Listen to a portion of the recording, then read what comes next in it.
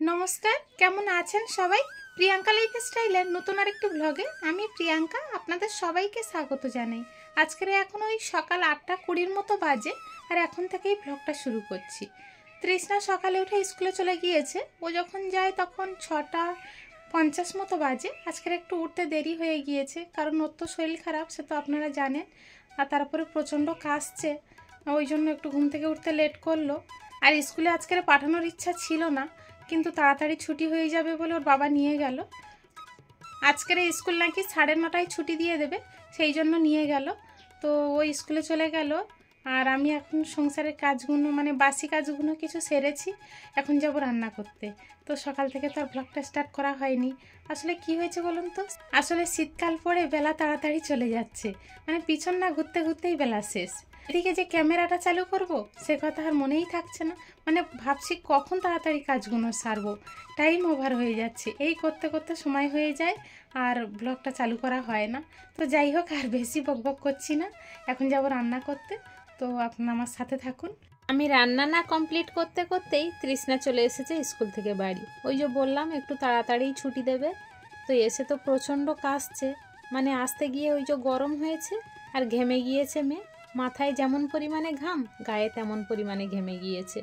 আমি বারবার বলেছিলাম যে স্কুলে গিয়ে যখন গরম হবে সোয়েটারটা খুলে নিবি, কিন্তু কে কার কথা শোনে। খেলা করেছে, হুড়োহুড়ি করেছে, আরও বেশি পরিমাণে ঘেমে গিয়েছে।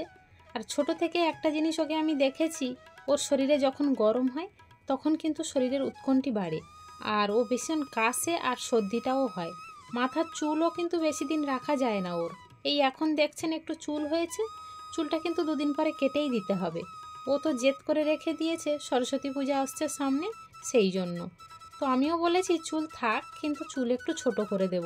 ওর চুল দেখেছি যখন বড় হয়ে যায় তখন ওর শরীরের অসুবিধাটা বেশি হয়, এই সর্দি কাশি ওর লেগেই থাকে। কিন্তু চুল আবার ছোট করে দিলে তখন আবার ঠিক হয়ে যায়। তো যাই হোক, আপনাদের সাথে কথা বলতে বলতে এদিকে সবজিগুলোও গুছিয়ে নিয়েছি। তৃষ্ণার বাবা অনেক সবজি এনেছিল, তখন আর গুছানোর সময় পাইনি। দুপুরে সব কাজ সেরে স্নান সেরে ভগবানের ভোগ লাগিয়ে সবজিগুলো তারপরে গুছালাম। আর এখন চলে এসেছি রান্নাঘরে, তৃষ্ণাকে খেতে দিচ্ছি। আর দুপুরবেলা তো আমরা দুজনেই খাই, তৃষ্ণা আর আমি। আজকের রান্না করেছি উচ্ছে আলু ভাজা আর পেঁপে আলু দিয়ে মাছের ঝোল।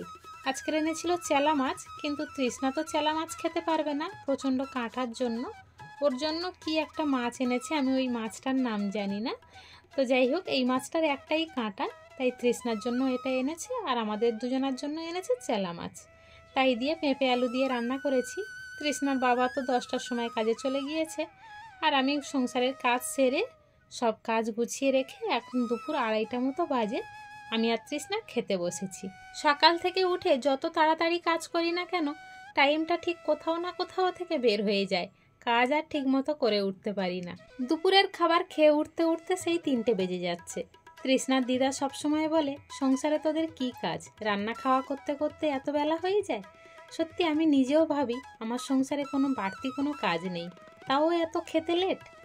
কটা কাজ আছে আমার সংসারে সেটা আমি নিজে ভেবেও পাই না, কিন্তু কি করে যে সময়টা চলে যায় সেটাও বুঝতে পারি না। তো যাই হোক, এখন সন্ধ্যা ওই 5:30টার মতো বাজে। তৃষ্ণা গোপালের ভোগ লাগিয়ে এসেছে, এখন ওকে একটু ছাতু গুলে দিলাম। তো ছাতু খেতে চাইছিল, কিন্তু বাড়িতে তো চিনি নেই, তো একটু বাতাসা দিয়ে ছাতুটা গুলে দিয়েছি। আর ও দিয়ে আমার একটু ইচ্ছা হয়েছে যে একটু ছাতু খাই, কিন্তু ছাতু খেলে জানেন তো আমি সহ্য করতে পারি না। সহ্য করতে পারি না বলতে গ্যাস হয়, পেটটা ফুলে মতো ওঠে। কিন্তু আগে প্রচণ্ড খেতাম, তখন কিন্তু অত অসুবিধা হতো না। বয়সটা যত কমতে থাকছে শরীরের কার্যক্ষমতা কিন্তু অনেকটা পরিমাণে কমে যাচ্ছে। তাই আমি খাচ্ছিলাম, আর তৃষ্ণা বারবার জিজ্ঞাসা করছিল, মা তুমি তো ছাতু খেতে চাও না, আজকেরে খেলে তোমার যদি গ্যাস হয় তুমি কি করবে? আমি তখন ওকে বললাম, তুই নিয়ে আমাকে বসে থাকবি। ও বলছে, হ্যাঁ আমার পরীক্ষার সময় আমার তো আর কাজ নেই, তোমাকে নিয়ে বসে থাকবো। খাচ্ছিলাম আর দুজনে এরকম পাগলামি করছিলাম। তো ওর সাথে এরকম একটু মজা না করলে আমারও ভালো লাগে না।